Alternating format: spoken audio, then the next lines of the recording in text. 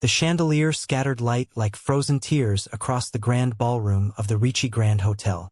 300 guests in silk and diamonds raised crystal glasses beneath its glow, celebrating power, celebrating wealth, celebrating everything that glittered. At the center of it all stood Don Alessandro Ricci, 6'3" of controlled menace in a tailored black suit, the Italian script tattooed across his knuckles catching the light as he lifted his champagne. His dark eyes swept the room, seeing everything, revealing nothing. Near the marble pillar by the east window, his 11-year-old son Matteo stood perfectly still, perfectly dressed, perfectly invisible. No one noticed how his small hands trembled. No one saw the exhaustion behind his careful smile. But from behind the polished mahogany bar, a 13-year-old girl with intelligent eyes watched him struggle to breathe, and wondered why she was the only one who could see. Before we continue this emotional journey, please take a moment to like, share, and subscribe. Your support helps bring more stories like this to life. The applause rippled through the ballroom like waves against stone. Sofia Marino kept her hands busy polishing glasses, but her eyes never left the boy by the pillar. Something was wrong with him. She had watched these events her entire life. 13 years of observing the wealthy from the shadows had taught her to read people better than any book. The way someone held their shoulders, the micro-expressions they thought no one noticed, the distance between their smiles and their eyes. Matteo Ricci smiled on cue whenever someone glanced his way. The moment they looked away, the smile died like a candle in wind. Sofia. Her mother's voice was gentle but firm. Elena Marino moved behind the bar with practiced grace, her simple black uniform somehow elegant despite its plainness. At 35, she carried exhaustion in her bones but warmth in her eyes. Stop staring at the guests. I'm not staring. I'm observing. There's no difference when you're staff. Sofia returned her attention to the glasses, but not before stealing one more glance at the boy. He was retreating further into himself with each passing minute. Across the ballroom, Alessandro Ricci concluded his conversation with a senator whose name didn't matter. They all wanted something. They all feared him enough to smile while asking. He adjusted his cufflink, platinum, understated, and let his gaze drift to his son. Matteo stood where he'd been positioned 3 hours ago, following instructions with mechanical precision. Good. The boy understood obedience. What he didn't understand, apparently, was 5th-grade mathematics. Alessandro's jaw tightened at the memory of yesterday's tutor meeting. The 4th tutor in 6 months, delivering the same useless assessment. He's not applying himself. He lacks focus. Perhaps he needs a different environment. What Matteo needed was discipline, structure, effort. What Matteo needed was to stop embarrassing him. Alessandro straightened his sleeve, revealing the coiled serpent tattooed along his forearm, and moved toward his next conversation. He didn't notice his son's hands shaking. He never did. The gala continued its choreographed perfection. Waiters glided between clusters of power. Laughter rang hollow against marble walls. And Matteo Ricci counted the seconds until he could disappear. 43 minutes until the speech. Then photographs. Then maybe, finally, escape. A waiter passed with a tray of appetizers, and Matteo's stomach turned. He hadn't been able to eat since morning, since he'd found the math test crumpled in his father's office trash. The one covered in red marks. The one his father had said nothing about. Silence from Alessandro Ricci was worse than anger. Anger meant you mattered enough to provoke emotion. Silence meant you'd already disappointed beyond words. Who's the kid? Sofia looked up to find Marco, one of the busboys, jerking his chin toward Matteo. Ricci's son. He looks like he's gonna puke. He looks like he's drowning. Marco snorted. Rich kid problems. Must be tough choosing which yacht to take out this weekend. Sofia said nothing. She'd learned long ago that people saw what they expected to see. Marco saw a wealthy child in expensive clothes. Sofia saw white knuckles. Shallow breathing. Eyes that kept darting toward the exit like a trapped animal calculating escape routes. Get back to work, Elena murmured. And Marco disappeared with a tray of empty glasses. Mother and daughter worked in synchronized silence for a moment. Then Elena spoke quietly. You're doing it again. Doing what? Seeing things that aren't your concern. Sophia set down the glass she'd polished 3 times already. He's hurting, Mama. Lots of people hurt, Mija. Rich people have doctors and therapists and anyone money can buy to help them. And if they don't help? Elena's hands stilled. She looked at her daughter. The strange, brilliant girl who'd taught herself to read at 4, who devoured every book she could find, who understood things no 13-year-old should understand. Then it's still not your problem. She said the words, but they both knew she didn't mean them. The speech came at 9. Alessandro Ricci took the stage with the confidence of a man who owned not just the hotel, but half the city that surrounded it. His voice carried without effort. Tonight, we celebrate not just success, but legacy. Matteo stood in the front row, positioned for visibility. Smile. Shoulders back. Don't fidget. His father's earlier instructions played on repeat in his mind. The Ricci Foundation has invested $40 million in educational initiatives this year. Applause. Because we believe that every child deserves the tools to succeed. Every child except me. The thought surfaced before Matteo could stop it. He shoved it down, deep where his father's disappointment lived, where the stack of failed tests grew higher each month. My son, Matteo, will be continuing this legacy. A spotlight found him. 300 faces turned, and Matteo smiled the smile he'd practiced in the mirror for years. Perfect. Hollow. Sophia watched the boy take his public bow. She watched his father place a proprietary hand on his shoulder. She watched the flashbulbs pop and the crowd applaud. And she watched Matteo's left hand, hidden behind his back, clenched so tight his fingernails must have been drawing blood. He's not okay. The certainty settled in her chest like a stone. She didn't know why it mattered. Didn't know why this boy, this stranger from an untouchable world, had captured her attention so completely. But she knew that hollow look. She'd seen it before. In the mirror. 3 years ago, when her father had left and the electricity had been cut off and her mother had worked 4 jobs just to keep them breathing. That look wasn't about money. It was about being invisible in plain sight. The gala ended at midnight. Guests filtered out in clouds of perfume and promises. Staff began the quiet work of erasing all evidence of the evening. And Matteo Ricci slipped away when no one was watching. No one except Sophia. She followed the sound of footsteps down a service corridor she knew better than her own reflection. Past the kitchen. Past the storage rooms. To the small garden courtyard that staff used for smoke breaks. She stopped at the doorway. Matteo sat on a stone bench beneath a lemon tree, his expensive jacket abandoned beside him, his face buried in his hands. His shoulders shook. Silent sobs. The kind you learned to make when crying was forbidden. Sophia knew she should leave. This wasn't her world. He wasn't her problem. But her feet carried her forward anyway. It's okay to breathe. Matteo's head snapped up. Tear tracks caught the moonlight on his cheeks. His eyes, dark like his father's but warmer, softer, widened in something between fear and mortification. I wasn't. I won't tell anyone. She sat on the far end of the bench, leaving space between them. I come here too, when it gets too loud inside my head. Matteo stared at her like she'd spoken a foreign language. Then, slowly, his rigid posture began to soften. Who are you? Sophia. My mom works the bar. Understanding flickered across his face. The walls came back up, but weaker now. You should go. If someone sees us, then they'll see 2 kids sitting in a garden. Not exactly criminal. A surprised sound escaped him. Almost a laugh. You don't know my father. I know he's scary. Everyone knows that. Then why aren't you scared?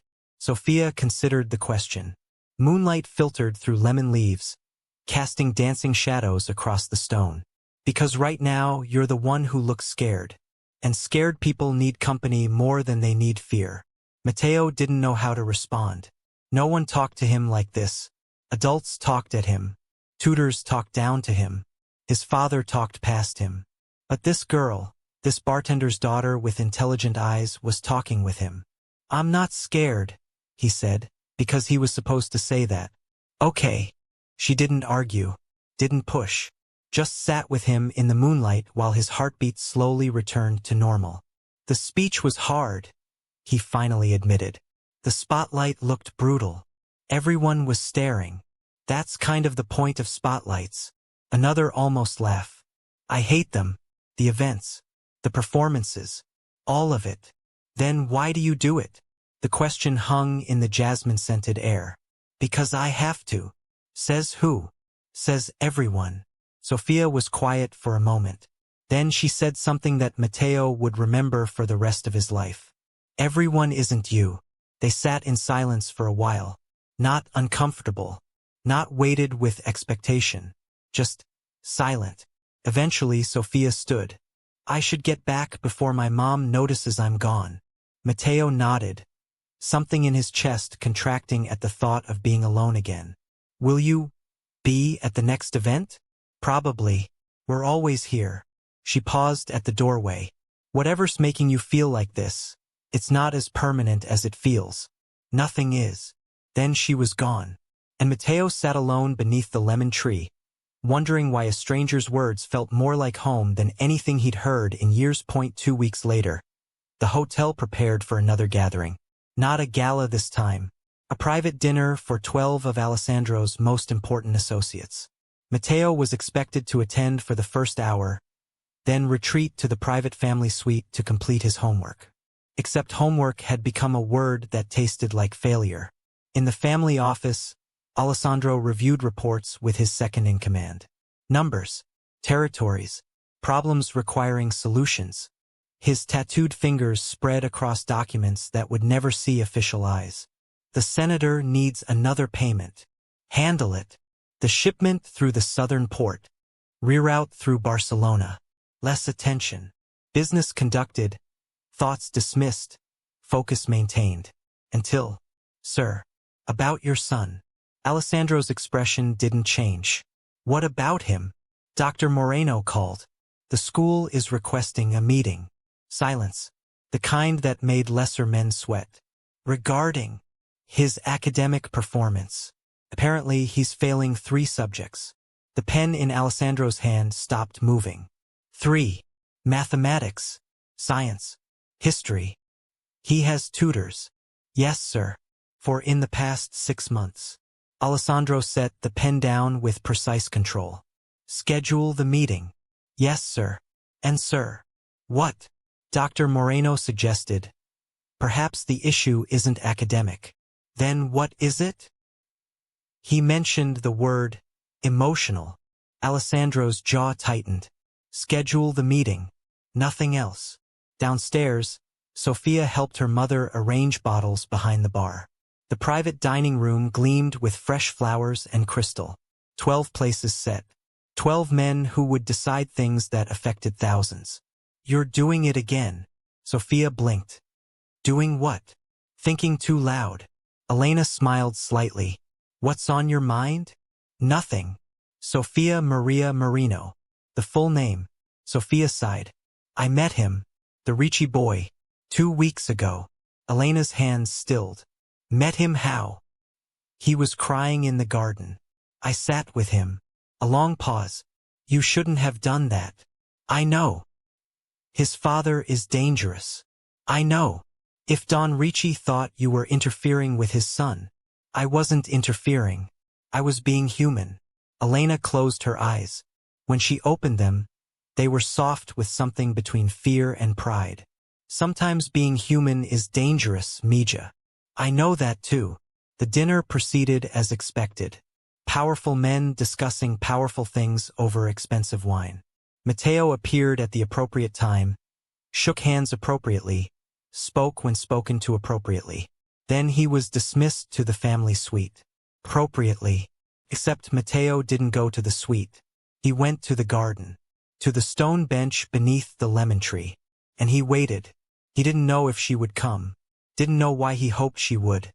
But when footsteps approached and Sophia appeared in the doorway, something in his chest nodded.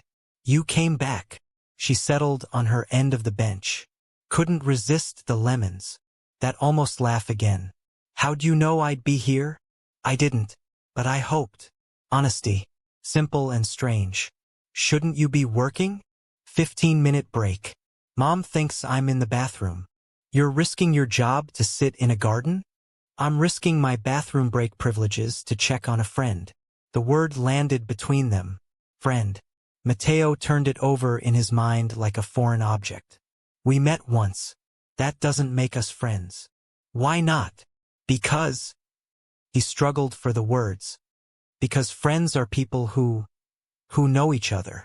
So tell me something. Like what? Like whatever's making you sit alone in gardens. The story came out in pieces. The tutors. The failed tests. The silence from his father that felt worse than screaming. I try, Matteo said, his voice cracking. I study for hours. But when the test is in front of me, everything goes blank. The numbers don't make sense. The dates jumble together. And everyone acts like I'm not trying hard enough. But I am. I'm trying so hard I can't breathe. Sophia listened without interruption. When he finished, she was quiet for a moment. Then, have you ever thought maybe the problem isn't you? What do you mean? I mean, there's more than one way to learn things. But tutors usually only know one way to teach. So maybe they're teaching wrong. Not that you're learning wrong. The concept seemed to physically confuse him. But they're experts. They have degrees. Degrees in what? Not in you. She watched understanding flicker across his face. A tiny spark, quickly smothered by doubt. My father says I need to work harder. What do you think you need? He looked at her like no one had ever asked him that question before. Probably because no one had. I don't know. I just know that the way they explain things doesn't make sense. It's like they're speaking another language. What would help it make sense? He frowned. Pictures, maybe? Or stories. Sometimes when my nanny used to tell me history like bedtime stories, I remembered everything. But the tutors just recite facts. What about math? That's the worst. The numbers float around. I can't keep them straight. What if they weren't numbers? What do you mean? Sophia picked up a fallen lemon from the ground. 8 times 7. Matteo's face went blank. The fear she'd seen at the gala returned. Don't calculate. Just listen. 8 tables at a restaurant. 7 people at each table. How many people at dinner? She watched the shift happen. His eyes moved differently. 56. Yes. Matteo stared at her. How did you do that? I didn't do anything. You knew it. I just asked differently. That was the moment everything changed. That was the moment Sophia saw what no one else had seen. Matteo wasn't stupid. Matteo wasn't lazy. Matteo was brilliant. He just needed a different key. I have to go, Sophia said, standing. Break's over. Wait. She paused. Will you help me? With learning? Like that? The question hung in the lemon-scented air. A bartender's daughter. A mafia boss's son. Everything about it was impossible. It would have to be secret, she said. I can do secrets. Your father can't know. He won't. If he found out. He won't. Please. The desperation in his voice was raw. Real. The kind of pleading that had nothing to do with money and everything to do with survival. Tomorrow, she said. 10 o'clock. Storage room B7. It's never used on Tuesdays. Hope transformed his face. Tomorrow. Bring your math homework. Okay. And Matteo? Yeah. Don't be late. I'm risking a lot for this. She left him sitting beneath the lemon tree, moonlight catching the first genuine smile she'd seen on his face. She didn't know what she was getting into, didn't know the danger she was walking toward. But she knew, with the certainty of someone who had been overlooked her whole life, that she could help him. Because she saw what no one else saw. And sometimes that was enough. Storage room B7 smelled like dust and cleaning supplies. Sophia had arranged 2 overturned crates as chairs. A broken table between them. A single working lamp. Not much, but enough. Matteo arrived 3 minutes early. He looked like he'd run the entire way, cheeks flushed, homework clutched to his chest like a lifeline. You came. I said I would. She noticed his hands were shaking. Are you nervous? No. Liar. Another almost laugh. Maybe a little. They started with math. Fractions, the concept that had destroyed 3 tutors' patience and most of Mateo's confidence. I don't get them, he said, staring at the worksheet like it was written in code. Why would you divide something and multiply it at the same time? Forget the rules for a second. Just imagine something. Like what? Sophia picked up a pencil. You have a pizza. Okay. You cut it into 8 slices. Sure. You eat 2 slices. What fraction of the pizza did you eat? 2 out of 8? Which simplifies to? His face scrunched. 1 out of 4? 1/4. Yes. Now here's the part that confuses you. What if I asked? You have half a pizza, and you eat half of what's left. That's confusing. Only because you're thinking in numbers. Think in pizza. An hour later, Mateo completed the fraction worksheet. Not perfectly, but correctly. 80% correct, compared to the 12% he'd scored last week. He stared at the paper like it had grown wings. How did you do that? I told you. I didn't do anything. But the tutors explain for hours and I never understand. You explained for an hour and I got it. They explain for their understanding. I explain for yours. They met again the next Tuesday, and the Thursday after that. Twice a week, then 3 times. Always in secret. Always in storage room B7. Always with Sophia translating the world into a language Mateo could finally hear. History became stories. Why do I need to memorize dates? You don't. You need to understand why things happened. The dates are just timestamps. But the test asks for dates. Then we'll attach the dates to the stories. The French Revolution started in 1789. But more importantly, why did it start? Because people were hungry? And because the king didn't care that they were hungry? And when people are hungry and leaders don't care, they revolt. Now you'll never forget 1789. Science became experiments. I don't understand photosynthesis. Okay, you're a plant. What? Just imagine. You're a plant. You're hungry. What do you eat? I don't know. Dirt? Nope. Sunlight. That's weird. You're a plant. You think dirt is weird. The first real laugh. Full and surprised. Okay, so I eat sunlight. And you drink water through your roots. Yeah. And you breathe in carbon dioxide. I breathe through leaves? You're a plant. That's normal. This is so strange. Now mix them together. Sunlight plus water plus carbon dioxide equals food. Glucose, which is a kind of sugar. And what's left over? I don't know. What do humans need that plants don't? Air. Specifically, oxygen. Plants make oxygen as a waste product. You're literally eating sunlight and pooping out the air we breathe. Mateo laughed so hard he nearly fell off the crate. That's disgusting. That's photosynthesis. And now you'll never forget it. 3 weeks passed, then 4, then 6, and slowly, invisibly, everything began to change. Mateo's quiz scores improved. 10%, then 30, then 50. His teachers noticed. His tutors took credit. His father said nothing, but the silence felt different somehow. Less disappointed, more curious. Sophia watched from the shadows as Mateo transformed. His shoulders relaxed. His smiles reached his eyes. He raised his hand in class. He asked questions. He stopped looking like he was drowning. You're a miracle worker, Elena said one evening, watching her daughter study. I don't know what you mean. I've seen the Ricci boy. He's different, lighter, and I've seen you sneaking around. Sophia's heart stopped. Mama, I won't ask questions. But be careful, Mija. You're playing with fire. I'm helping someone. I know. That's what makes it dangerous. Alessandro Ricci did not believe in coincidences. He believed in patterns. and patterns had begun emerging around his son. The meeting with the school had gone unexpectedly. Mr. Ricci, we're pleased to report significant improvement. Improvement. Yes, Matteo's quiz scores have increased substantially over the past 6 weeks. And to what do you attribute this improvement? Honestly, we're not certain. The tutors say he's suddenly more focused, more engaged. Alessandro dismissed the meeting and spent the drive home analyzing possibilities. The tutors hadn't changed. The curriculum hadn't changed.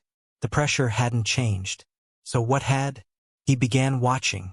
First casually, noting his son's movements, his schedule, his demeanor. Then, more carefully, Matteo left his room at odd hours. Matteo smiled at things no one else seemed to see. Matteo looked hopeful, an expression Alessandro barely recognized on his son's face. Something was different. Someone had changed his son, and Alessandro intended to find out who. Sophia felt eyes on her. She couldn't explain it, couldn't identify the source.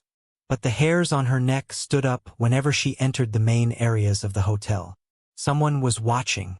You're paranoid, Matteo said during their Thursday session. Maybe. My father doesn't notice anything. He's too busy.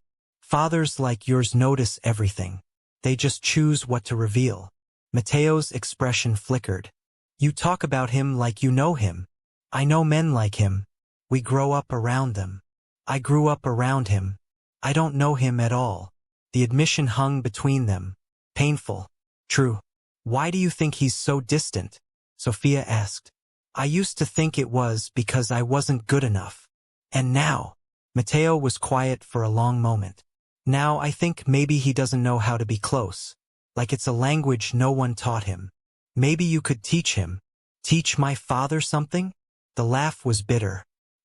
He'd never listen to me. Maybe not with words. But actions are a language too. It happened on a Wednesday. A day their sessions were never scheduled. A day Sophia thought was safe. Matteo had struggled with an upcoming exam. Chemistry this time. The periodic table made no sense to him. Just symbols and numbers without meaning. So Sophia had agreed to an extra session. Just this once. They were deep in discussion about element groups when the door opened. Not slowly. Not with warning. It simply opened. And Don Alessandro Ricci stood in the doorway. Silence. The dangerous kind. The kind that preceded storms. Sophia rose to her feet. Matteo went white. Alessandro's gaze moved between them, taking in the makeshift classroom, the scattered papers, the chemistry textbook marked with handwritten notes.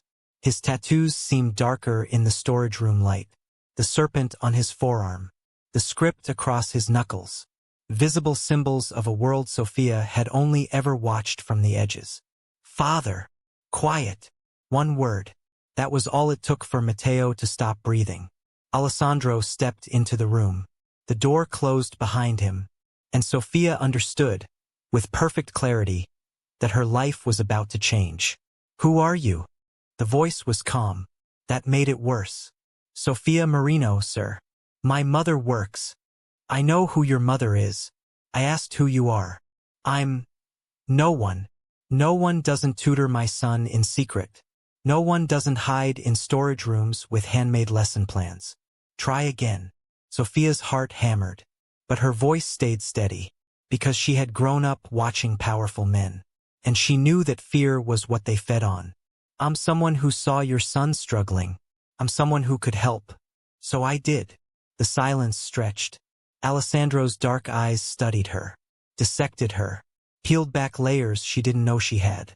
You're 13 years old. Yes, sir. You have no formal training. No, sir.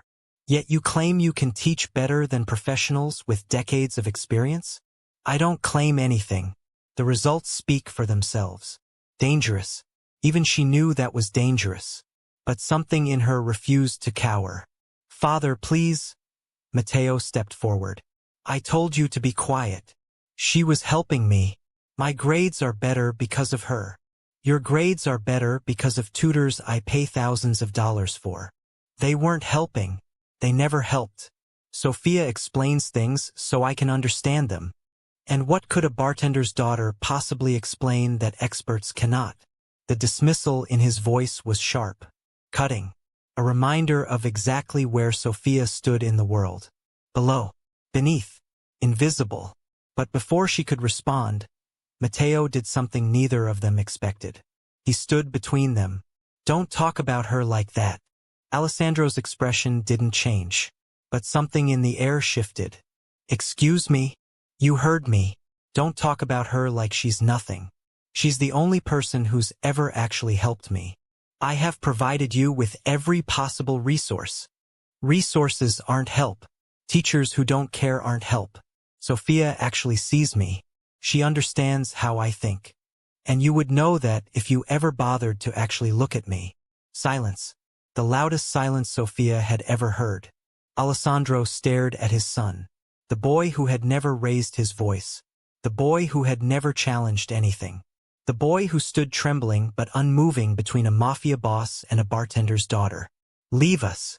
The command was directed at Sophia. "Father, I said leave." Sophia looked at Matteo. His eyes were wide, scared. But underneath the fear, something else. Pride. He had spoken. Finally. "It'll be okay," she whispered. Then she walked past Alessandro Ricci, past the tattoos and the power and the danger, and out the door. Matteo had never felt so small, or so brave. The two sensations warred inside him as his father stared down with eyes like black ice. "Sit." Matteo sat. Alessandro remained standing. The power imbalance was intentional.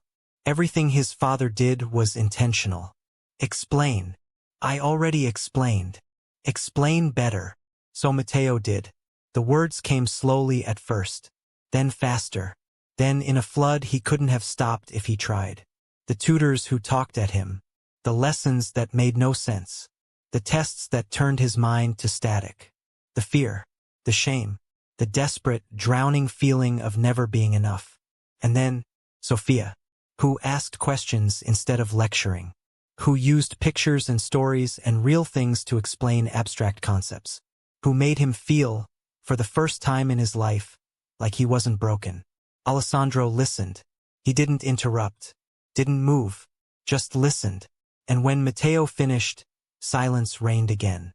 "You're telling me that a child with no education, no training, no qualifications, accomplished what 4 professional tutors could not?" "Yes." "You expect me to believe that?" "I expect you to look at my grades." Another shift. Matteo watched his father's jaw tighten, watched the tattooed hands flex, watched something that might have been uncertainty flicker across that impenetrable face. "This stops now." "What?" "These sessions. They're finished. I'll hire new tutors. Better ones. This inappropriate arrangement ends tonight." "Father, this is not a discussion." Matteo felt the old fear rising, the urge to obey, to accept, to disappear back into the role of perfect, silent son. But Sophia's voice echoed in his head. "Everyone isn't you." "No." The word fell between them like a grenade. Alessandro's expression didn't change, but his voice dropped to something dangerous. "What did you say?" "I said no. I won't stop seeing Sophia.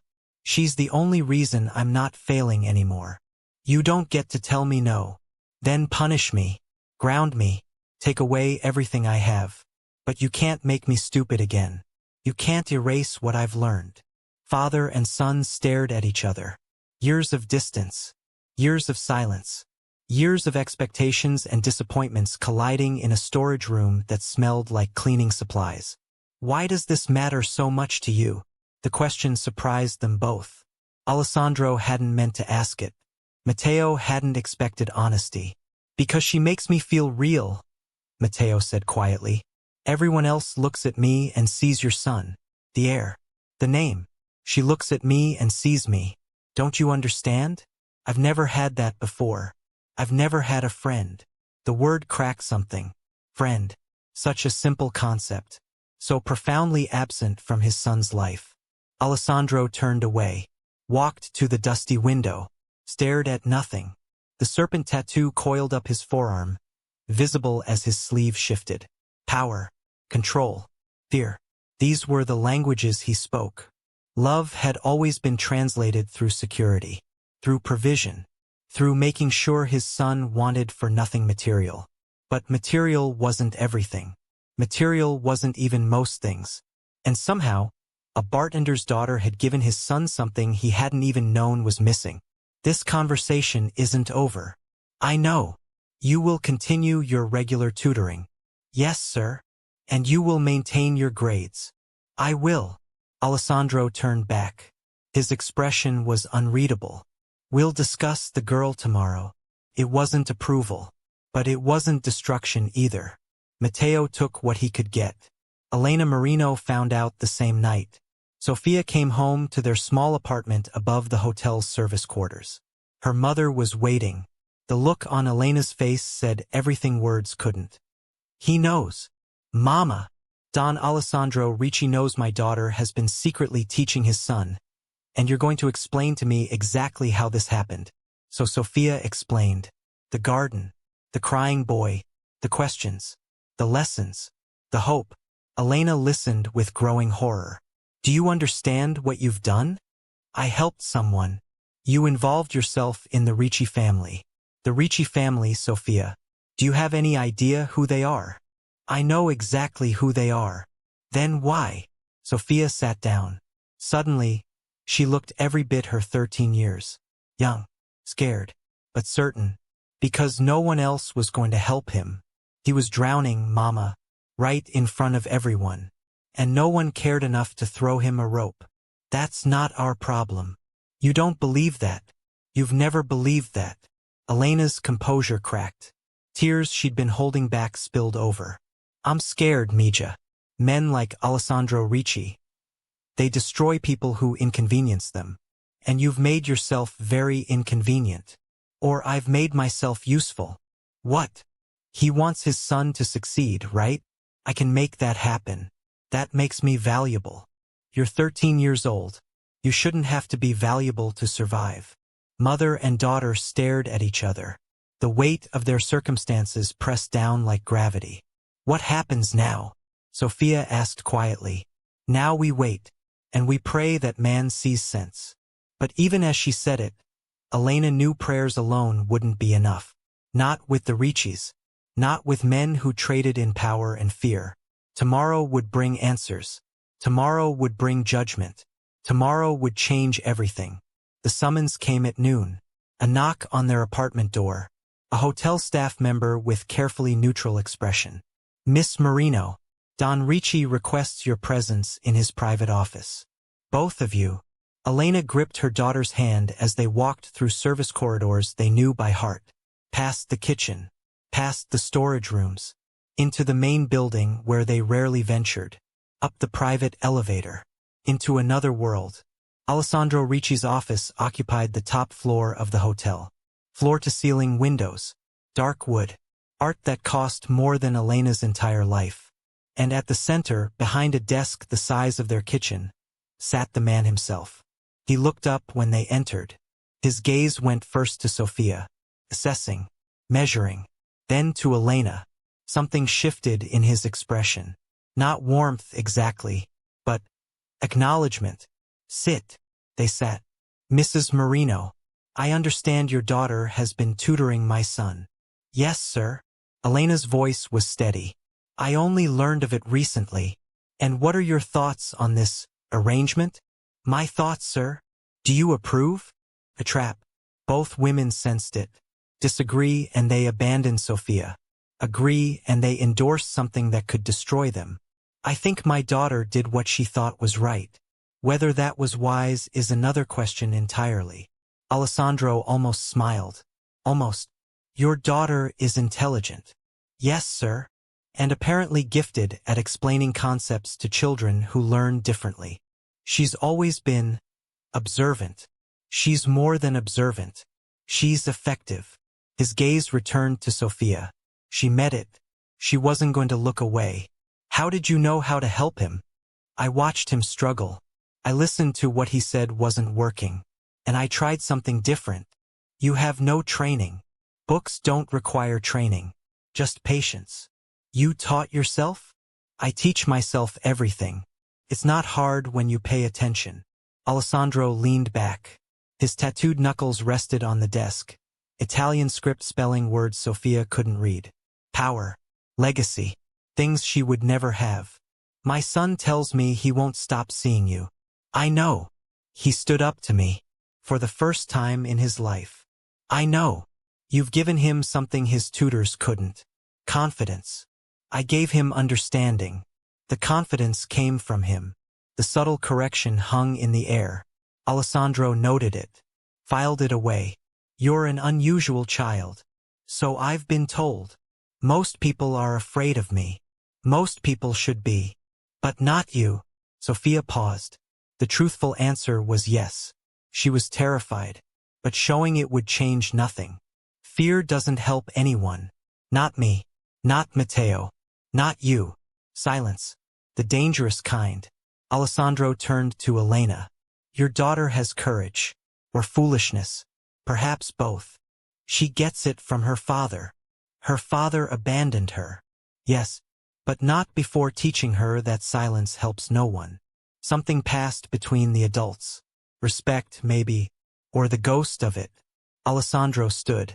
He moved to the window, looking out over the city he controlled through fear and influence. The tattoo on his neck, script disappearing below his collar, caught the light. I've been thinking about my son's education. No one spoke. The tutors I've hired are the best money can buy. And yet they've failed where a self-taught 13-year-old succeeded. He turned back. Tell me why. Sophia considered the question. Because they don't see him. Explain. They see a student, a curriculum, a set of standards to meet. They don't see Matteo, how his mind works, what makes sense to him, what doesn't. And you see these things? I see a boy who thinks in pictures and stories, who understands concepts when they're connected to real things, who learns differently, not worse, just differently. The tutors kept trying to force him into their method. I built a method around him. Alessandro was quiet for a long moment. Then he said something neither Sophia nor Elena expected. I want to propose an arrangement. The words settled into the room like smoke. An arrangement, sir? Elena's voice was carefully neutral. Your daughter will continue tutoring Matteo. Officially. Compensated appropriately. You want to hire her? I want to utilize an effective resource. Sophia's heart pounded. This was more than she'd hoped for. More than she'd dared to imagine. And what would this arrangement entail? Elena asked. 3 sessions per week.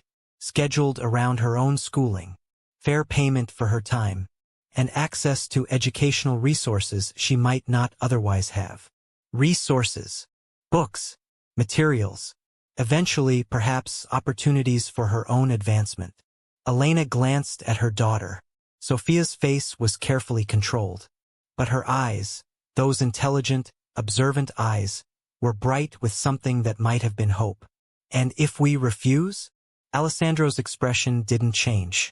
Then you continue in your current positions, and we never speak of this again. No retaliation? Mrs. Marino, your daughter helped my son when no one else could. Regardless of your decision, that debt exists. I pay my debts. It wasn't kindness.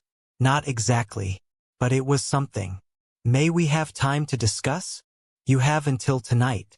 My assistant will find you with your answer. Dismissed. Mother and daughter walked back through the hotel in silence. Past the golden corridors. Past the marble pillars.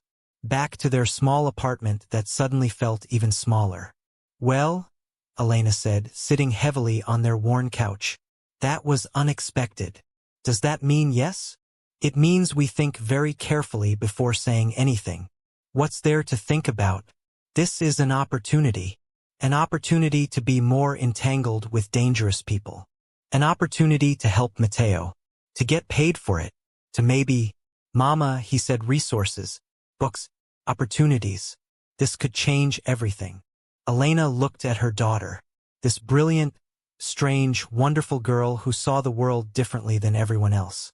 Who had grown up in the shadows of wealth without ever tasting it. Who had just been offered a door into a world that had always been closed to them. You really care about this boy. I really do. Why? Sophia was quiet for a moment. When she spoke, her voice was soft. Because I know what it feels like to be invisible, to be looked at and not seen, to be dismissed because of where you come from instead of who you are. Mateo lives in a world full of people, and he's completely alone. I know that feeling. I can't fix my loneliness, but maybe I can fix his. Elena's heart cracked. Just slightly, just enough. Tonight, she said. We'll give our answer tonight. And what will it be? Elena took her daughter's hand, squeezed it. I think you already know. The lessons became official. 3 times a week. Mondays, Wednesdays, and Fridays. In a proper study room instead of storage closets. But something had changed. Mateo felt it. Sophia felt it. Even the hotel staff felt it. The air had shifted. You're not nervous anymore, Mateo observed during their first official session. I'm terrified. You don't look it. I've had practice hiding it. He laughed. A real laugh. Full and warm and free. Thank you, he said suddenly. For what? For not giving up on me. When my father found out, I thought everything was over. But you came back. I never left. I was just waiting. Waiting for what? For him to see what I see. Mateo's expression softened. What do you see? Sophia looked at this boy she'd come to know. The fear he carried. The brilliance he hid. The desperate, aching need to be seen. I see someone who's going to change the world someday. If he ever stops believing the people who say he can't. Something shifted in Mateo's chest. Something like the first crack of dawn after a long night. Something like hope. Okay, he said. Let's change the world then. Start with fractions. Baby steps. Giant steps disguised as baby steps. And they laughed. And they learned. And somewhere, watching through security cameras he'd never admit to checking, Alessandro Ricci saw his son smile like a child should, and felt something unfamiliar crack through his chest. Weeks became months. Winter turned to spring. And Matteo Ricci became someone new. His teachers noticed first. He's participating. He's asking questions. He's actually excited about learning. Then his peers. Matteo's different. Yeah, he actually talks now. Did you hear he got the highest score on the history test? Then, finally, his father. Alessandro sat in the study, reviewing his son's quarterly report. All A's. Every subject. The boy who had been failing 3 classes now topped every single one. It shouldn't have been possible. It defied every expectation. And yet, he found himself watching the tutoring sessions more often. Not through cameras, that felt wrong now somehow, but through observation, passing by the study room, pausing at the door, watching. Sophia never taught the way he expected. There were no lectures, no drills, no repetition until exhaustion. Instead, there were stories, drawings, analogies that made no sense and perfect sense simultaneously. There was laughter, so much laughter. When had his house last contained that sound? You're staring again. Alessandro turned to find his head of security standing in the doorway. I'm observing. Is there a difference? No, there wasn't. The girl is remarkable, Marco continued. The staff have noticed. They say she could teach anyone anything. Perhaps. They also say the young master has never been happier. Alessandro said nothing, but something in his silence spoke volumes. Sir, if I may? Speak. Perhaps it's time to acknowledge what she's done. Formally. She's paid for her work. I'm not talking about payment. Their eyes met. Marco had served Alessandro for 20 years. He knew when to push, and when not to. This was a pushing moment. Recognition, sir. The kind that matters. The kind that tells everyone watching that you see her value. Why would I do that? Because right now, certain people see her as temporary, expendable, a servant who got lucky. If you want her to continue helping your son, you need to change that perception. And how do you suggest I do that? Marco smiled, the kind of smile that had preceded some of Alessandro's best decisions. The spring gala is in 3 weeks. The hotel buzzed with preparation. The spring gala was the event of the season. 500 guests, international dignitaries, the kind of evening that defined social hierarchies. And this year, something would be different. You're invited. Sophia looked up from her textbook. Matteo stood in the doorway of the study room, practically vibrating with excitement. Invited where? The spring gala. As a guest. Not staff. The words didn't compute. What? My father wants you there. At our table. As recognition. For everything you've done. Sophia set down her book. Her heart was doing something strange. That's not possible. It's very possible. He told me himself. Your father wants a bartender's daughter sitting at the main table of the spring gala. My father wants the person who saved his son's education to be recognized. Saved. He said saved. I don't have anything to wear. That's being handled. I don't know how to act at those things. I'll teach you. Their eyes met. The role reversal wasn't lost on either of them. You're really serious. I've never been more serious about anything. Sophia's throat tightened. Why is this happening? Because you deserve it. And because my father is starting to understand something. What? That not all brilliance comes from money.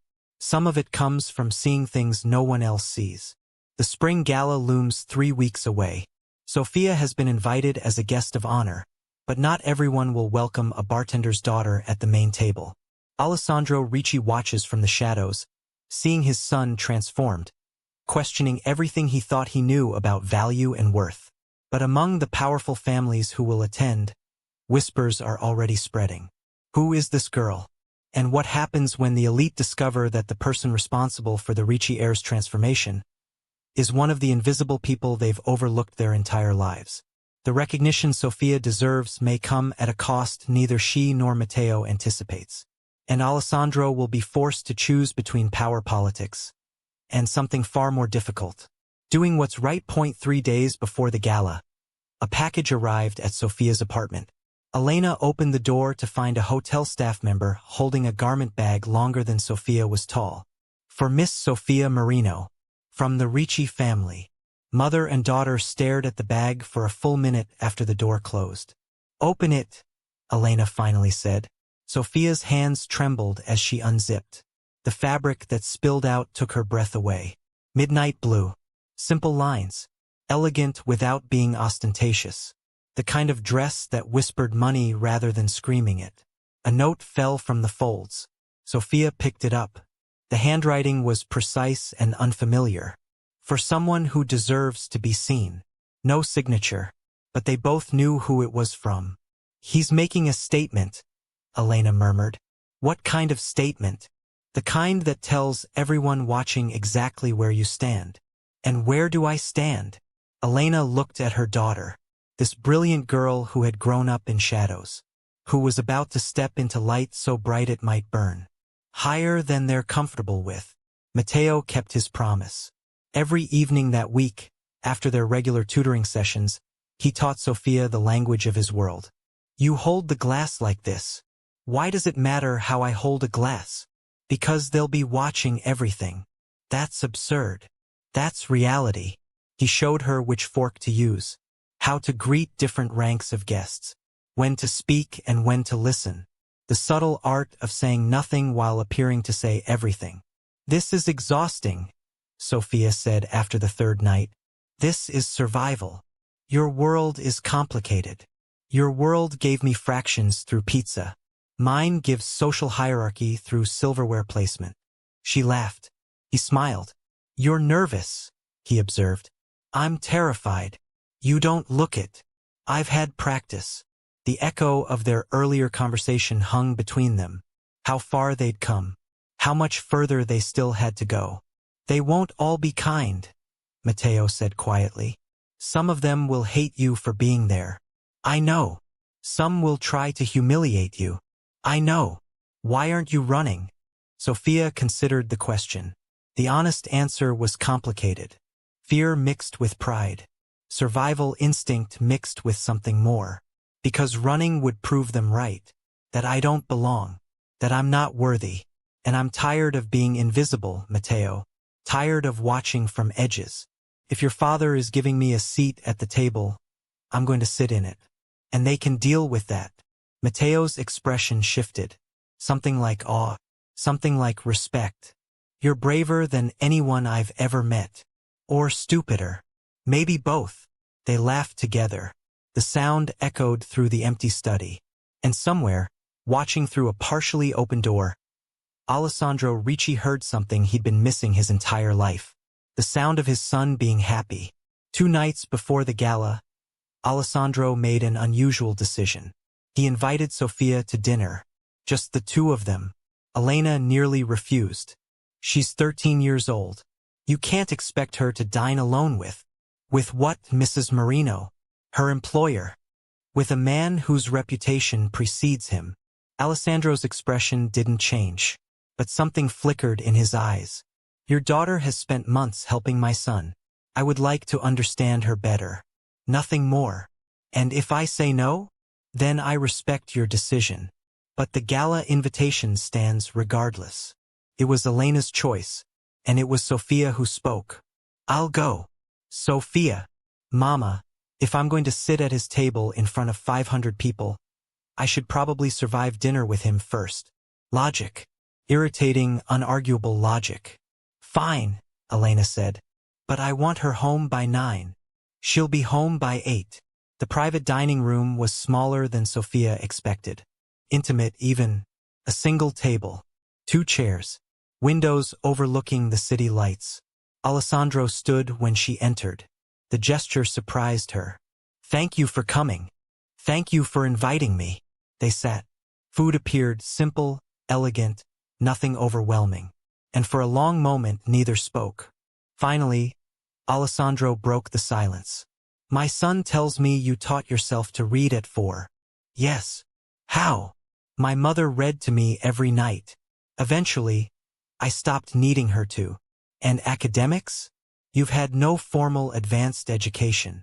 Books don't require enrollment. He studied her. Those dark eyes that missed nothing. The serpent tattoo coiling up his forearm as he reached for his glass. You see things others miss. I pay attention. Most people don't. Most people are busy seeing what they expect to see. And what did you expect to see when you met my son? Sofia considered lying. Diplomacy. The safe answer. But something told her Alessandro Ricci valued truth over comfort. I expected to see a rich kid with everything. And what did you actually see? A lonely boy drowning in a room full of people who didn't notice. The words landed. Heavy. Uncomfortable. True. Alessandro set down his glass. You're remarkably direct. You asked a question. I answered it. Most people give me answers they think I want to hear. That sounds exhausting. For both of you. Almost a smile. Almost. Why did you help him? Because I could. That's not an answer. Yes, it is. I saw someone struggling. I had the ability to help. So I helped. It doesn't have to be more complicated than that. And yet, Alessandro said slowly, nothing in my world is ever simple. Then maybe your world needs simpler people. This time he did smile. Just barely. Just enough. You remind me of someone. Who? Myself. 25 years ago. Before I learned to be careful. Being careful hasn't made you happy. You don't know if I'm happy or not. I know you watch your son through cameras instead of talking to him. I know you replace connection with provision. I know Matteo has everything except the one thing he actually needs. Dangerous territory. She knew it. Said it anyway. And what does he need? You. Present. Paying attention. Not as his father the businessman. Not as his father the whatever else you are. Just as his father who sees him. Silence. The kind that could precede destruction. Or transformation. You're either very brave or very foolish. I'm told they're the same thing. Who told you that? Someone who left before I could prove him wrong. Her father. The absence echoed between them. Alessandro recognized the wound. He had similar ones himself. The gala will be difficult, he said, changing direction. There will be people who resent your presence. I know. Some of them will try to embarrass you. I know.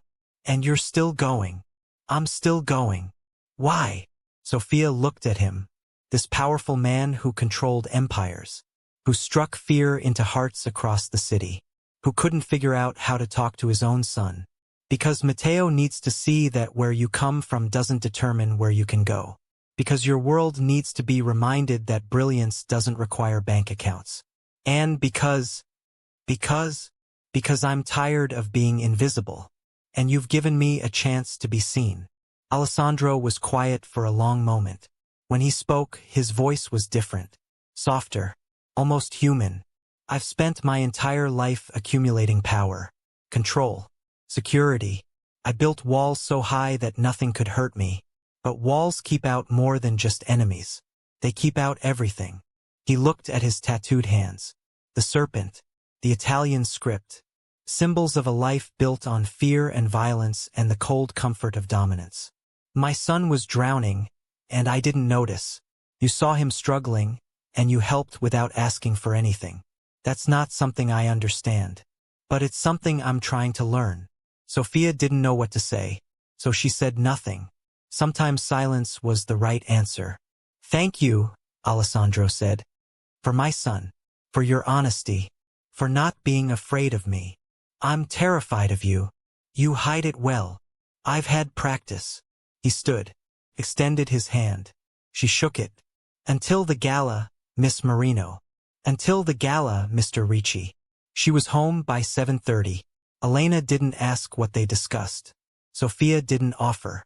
But something had changed. For both of them. The spring gala arrived with all the fanfare expected. Red carpets. Photographers. Luxury vehicles depositing luxury people. The Ricci Grand Hotel glittered like a fallen star. And in a small apartment above the service quarters, Sophia Marino stood before a mirror she barely recognized herself in. The dress transformed her. Not into someone else. Into the version of herself she'd always known existed beneath the invisibility. Elena appeared behind her. Tears she couldn't quite hide. You look beautiful. I look terrified. Those aren't mutually exclusive. Mother and daughter shared a long look. Years of struggle. Years of surviving. Leading to this moment. Whatever happens tonight, Elena said. I'm proud of you. Not because of the dress or the invitation. Because of who you are. Who you've always been. Sophia hugged her. Tight. Desperate. The way you hug someone when you're not sure what comes next. I love you, Mama. I love you too, Mija. Now go. Show them what invisible looks like when it decides to be seen. The main entrance felt like a battlefield. Sophia entered through the service door, her choice not anyone else's, and made her way through corridors she'd walked 1,000 times. But tonight, everything felt different. Tonight she wasn't serving. She was arriving. Matteo waited at the ballroom entrance. He wore a suit that probably cost more than her entire wardrobe. But his smile was worth more than that. You came. Did you think I wouldn't? I thought you might run. I almost did. He offered his arm. Old-fashioned. Formal. Something his tutors had probably taught him. But the gesture felt genuine. Ready? No. Me neither. Then let's be not ready together. They walked in. The ballroom silenced. Not completely, but enough. Heads turned. Whispers started. The bartender's daughter on the arm of the Ricci heir, walking toward the main table, as if she belonged there. Sophia felt every stare, every judgment, every calculation, but she kept walking. Alessandro stood as they approached. He didn't smile. She'd learned he rarely did, but something in his eyes conveyed approval. Miss Marino, thank you for joining us. Thank you for having me. He pulled out her chair himself. The gesture wasn't lost on anyone watching. Sophia sat at the main table, among the most powerful people in the city, and refused to let her hands shake. The whispers grew louder as dinner progressed. Who is that? A staff member's daughter, apparently. At the main table? That's absurd. There must be an explanation. What could possibly explain that? Sophia ate carefully. Right fork. Small bites. everything Matteo had taught her. But she also listened, the way she'd always listened, catching fragments, reading currents, understanding more than anyone expected her to. The first attack came from Mrs. Castellano, wife of a banking magnate, dripping with diamonds and condescension. "So you're the girl who's been helping young Matteo with his studies?" "Yes, ma'am." "And where did you receive your educational training?" "I'm self-taught, ma'am." A delicate laugh, the kind designed to wound. "Self-taught. How quaint. And you think that qualifies you to educate a Ricci?" The table quieted. All eyes turned. This was the moment. The test. Sophia set down her fork. "I think results qualify me, ma'am. Matteo was failing 3 subjects before I began helping him. Now he leads his class in all of them. I may not have degrees, but I have effectiveness." Mrs. Castellano's smile froze. "Results can be manufactured." "They can. But why would anyone bother manufacturing mine? I have nothing to gain from lying. And Don Ricci has nothing to gain from endorsing me if I weren't useful." A different silence now, the kind that precedes recalculation. Alessandro spoke into it. "Miss Marino has a gift for understanding how minds work. My son is proof of that. I invited her tonight to recognize that gift. Does anyone object?" No one did. No one would dare. But the damage was done. Lines had been drawn. And Sophia knew, with the certainty of someone who had grown up watching wolves, that this was only the beginning. The event paused for the traditional intermission. Guests mingled. Drinks flowed. Power circulated. Matteo found Sophia by the windows. "You handled her beautifully." "I handled her. I'm not sure about beautifully." "You didn't back down." "I couldn't afford to." They stood together watching the city lights. 2 worlds colliding. One in a borrowed dress. One in inherited expectations. "They're going to keep coming," Matteo said quietly. "I know. It won't get easier." "I know. Are you regretting coming?" Sophia considered the question. Her feet hurt. Her face ached from controlled expressions. Her heart hammered with continuous fight-or-flight signals. "No," she said. "I'm not regretting it." "Why not?" "Because for the first time in my life, they're seeing me. Actually seeing me. Even if they don't like what they see, they can't pretend I don't exist anymore." Matteo turned to face her. His expression was serious. "Older than 11. You're changing things. You know that, right? Just by being here. Just by existing in this space. I'm one person. One person can be everything." The second half of the evening began with speeches. Charity reports. Business announcements. The choreographed theater of public relations. Then Alessandro rose. The room silenced immediately. Completely. "Ladies and gentlemen, tonight, I want to diverge from our usual program to acknowledge someone remarkable." Sophia's heart stopped. 6 months ago, my son was struggling. Academically. Emotionally. In ways I failed to notice and couldn't address. Traditional interventions failed. Expert solutions failed. I was losing my child to problems I couldn't solve with money or power. Murmurs rippled through the crowd. Alessandro never spoke of personal matters. Never showed vulnerability. This was unprecedented. Then a 13-year-old girl saw what I couldn't. She noticed my son's pain when everyone else was blind. She helped him in secret, asking for nothing, expecting nothing, simply because she could. Because someone needed help, and she was capable of providing it. His gaze found Sophia. "Miss Sophia Marino, please stand." Her legs didn't want to obey, but Matteo's hand found hers beneath the table. Squeezed, and somehow she stood. This young woman taught herself to read at 4. She has no formal training, no credentials, no resources beyond her own intelligence and determination. Yet she accomplished what professionals with decades of experience could not. She gave my son his confidence back. She gave him understanding. She gave him something I failed to provide despite having every possible advantage. Alessandro's voice changed. Rougher. More raw. "In my world, we measure worth in wealth and power. We overlook anyone who doesn't possess those things. We assume that value requires validation from institutions we control. But this girl, this invisible, overlooked, dismissed girl, has proven that assumption catastrophically wrong. He turned to face the entire room. I am announcing tonight that the Ricci Foundation will create a new scholarship program. The Marino Scholarship, named for Sophia, dedicated to identifying and supporting children who learn differently. Children who might be failing in traditional systems not because they lack intelligence, but because those systems fail to see them. Gasps, murmurs, something shifting in the room's collective understanding. Additionally, Sophia Marino will receive full educational sponsorship from the Ricci family. Any school she chooses, any program she desires. Her future will not be limited by her circumstances. He looked at her directly. You asked me once what Matteo needed. I'm asking you now to accept what you've earned. Not charity, not pity, recognition, for being the person who saw when everyone else was blind. Applause began, scattered at first, then building, then thunderous, and Sophia stood in the center of it, tears streaming down her face. Finally seen. The rest of the evening passed in a blur.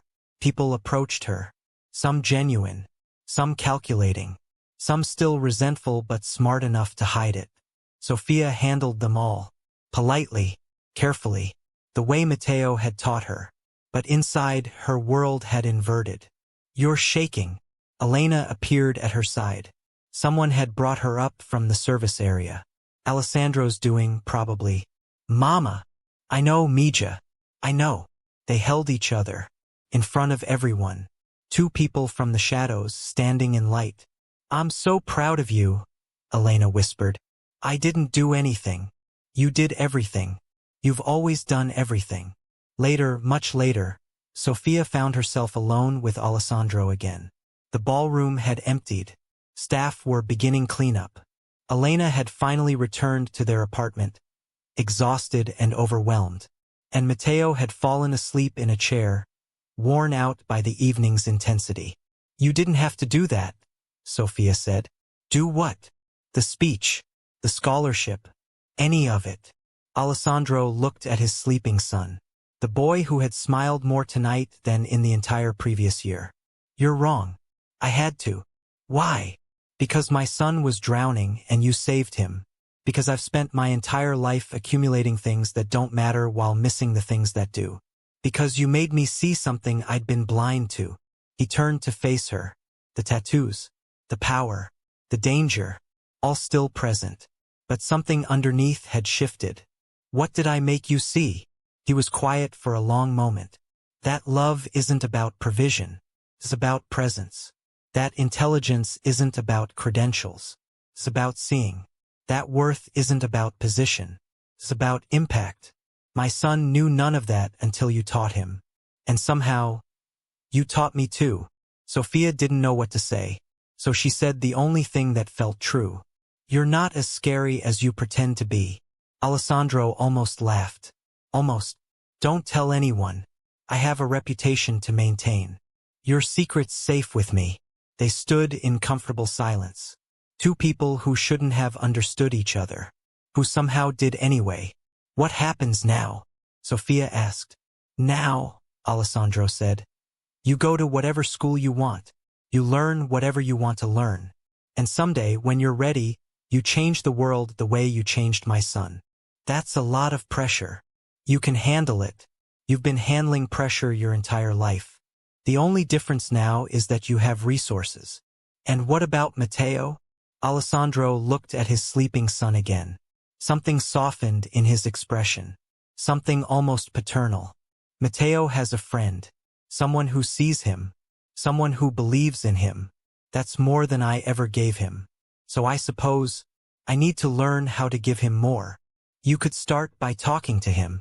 I've never been good at talking. Neither was he. Until someone made him feel safe enough to try. The implication hung in the air. Sophia watched Alessandro absorb it.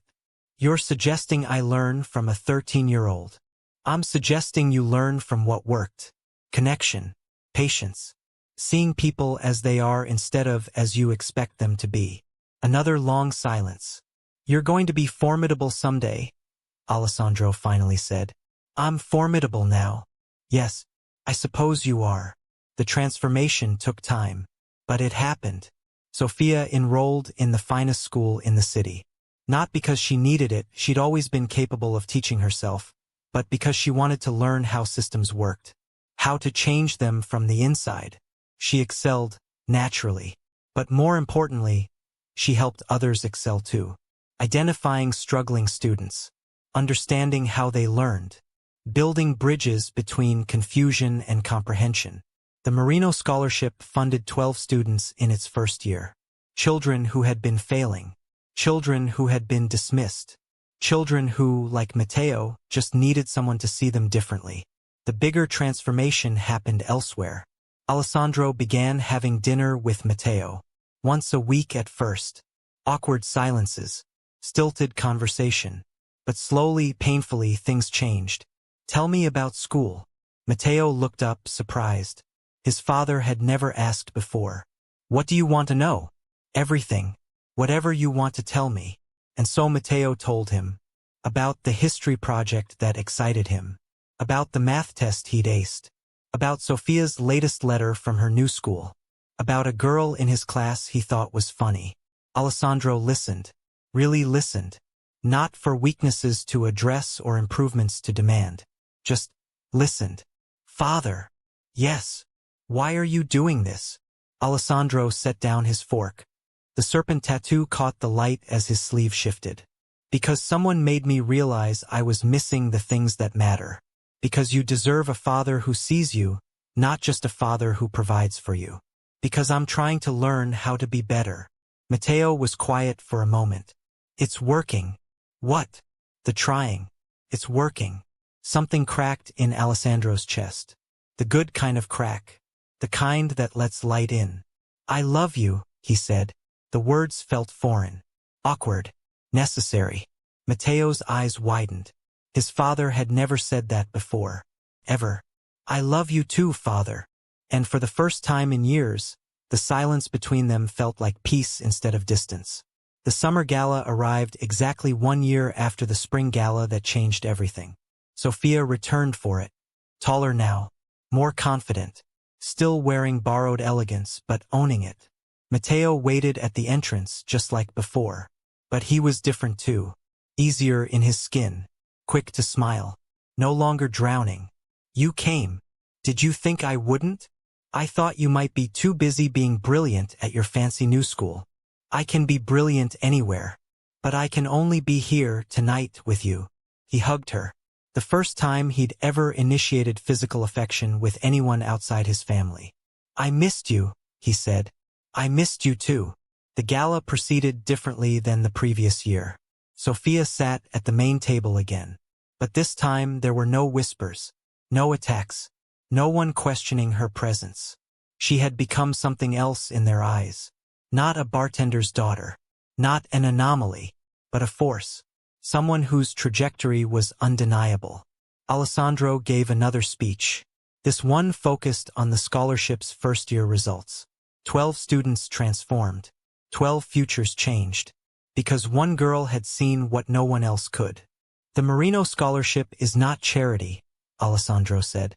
"It is an investment in vision. In the radical idea that brilliance exists everywhere, if we're willing to look.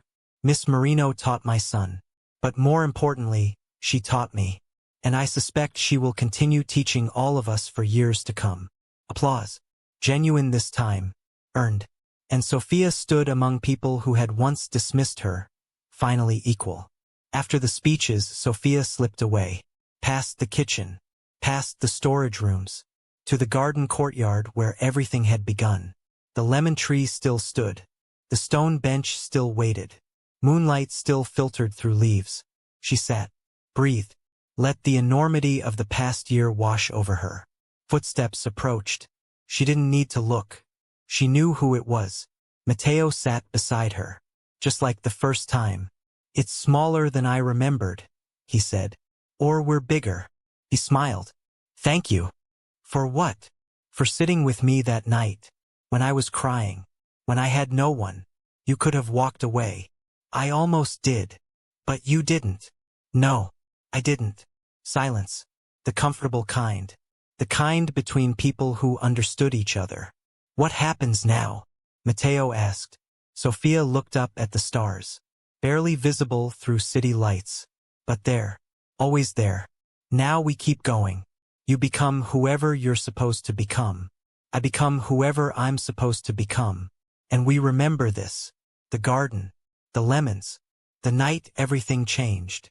Will we stay friends? Always. Promise. I promise. No matter what.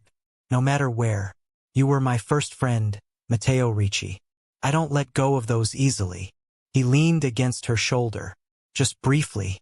Just enough. Neither do I.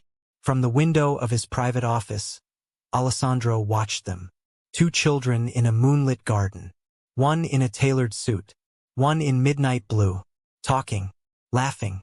Being young in a way he'd never allowed himself to be. Elena appeared beside him. He didn't ask how she'd gotten up there. He was learning that some things didn't need explanations. They're remarkable, she said. They are. You've changed. I'm trying to. It shows. He looked at her. This woman who had raised brilliance in poverty. Who had given her daughter values that wealth couldn't buy. Thank you, he said. For what? For raising her. For teaching her to see. For not letting circumstances define her. Elena smiled. Soft. Warm. I taught her to survive. She taught herself everything else. She taught me things too. Like what? Alessandro was quiet for a moment. Like the fact that power means nothing if you don't know how to love. Like the fact that being seen matters more than being feared.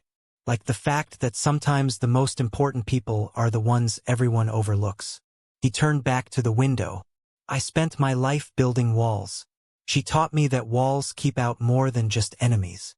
And what will you do with that lesson? Keep learning, I suppose. Keep trying. Watch my son become someone better than I ever was. That sounds like wisdom. It sounds like hope, which might be the same thing.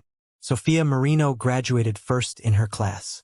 Not because she was the most privileged, but because she was the most dedicated, the most insightful, the most determined to prove that where you come from doesn't determine where you can go.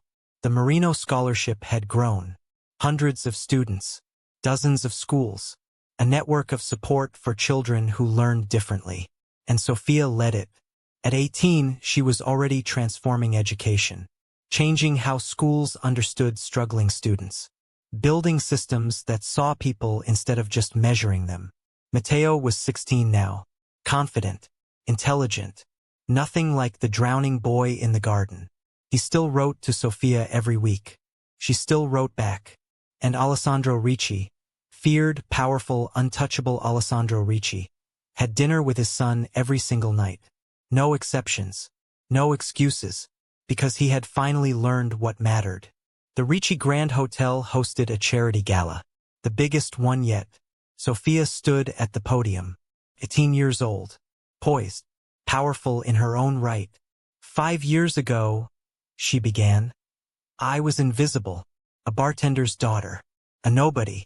I watched the world from edges. Convinced that I would never be part of it. The room listened. Powerful people. Important people. The same people who had once dismissed her. Then I saw a boy struggling. A boy everyone assumed was fine because he had everything money could buy. But he wasn't fine. He was drowning. And no one noticed because they were too busy seeing what they expected to see instead of what was actually there. She found Matteo in the audience. He smiled. I helped him.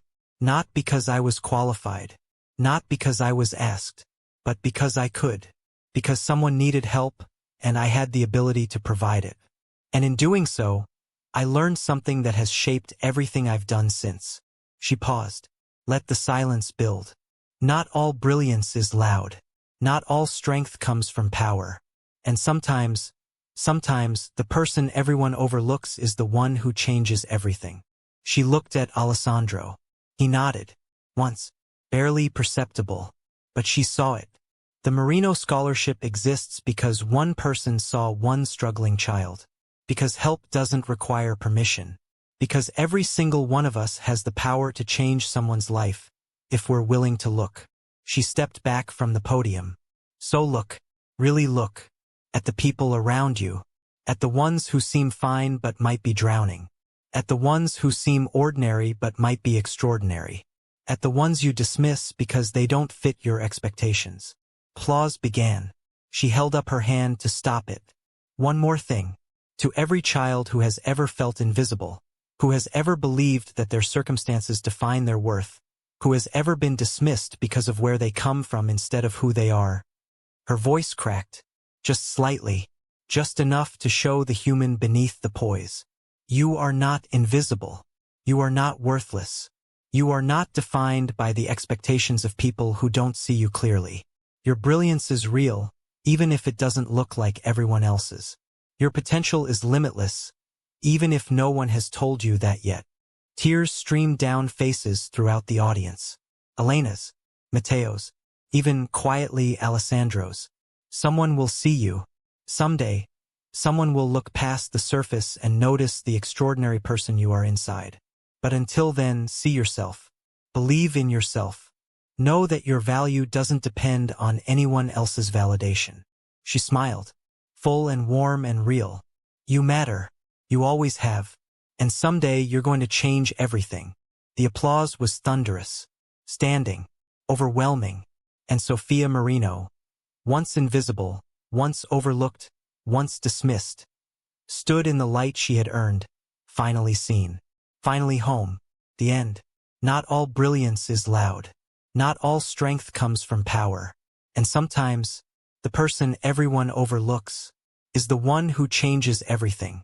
Thank you for joining us on this emotional journey. If this story touched your heart, please like, share, and subscribe for more powerful narratives of transformation, hope, and human connection.